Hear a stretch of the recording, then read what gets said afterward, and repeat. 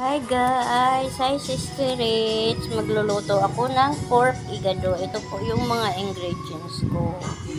Kailangan may pork, liver,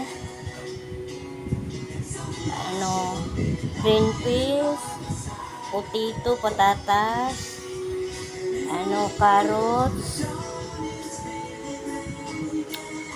bell pepper, pork cubes, tapos bawang, saka sibuyas, bitsin, paminta, saka soy sauce. Yun ngayon, magluluto na po ako ng pork igado. Tingnan nyo, magluluto tayo. Umpisahan natin ang pagluluto. Dito tayo magluluto. Tingnan na lang ninyo po. Lagay ko dito yung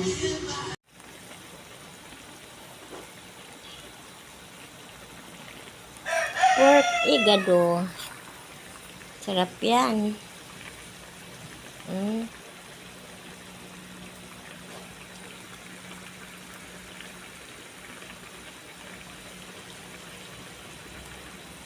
Kaya lang walang pork kidney. Pork liver lang. Ito po. Ayan guys. Daming halaw. Ang daming nakalagay. Kunti lang yung karne. Pero ang daming patatas. Saka ayan, kaya marami guys. Ito.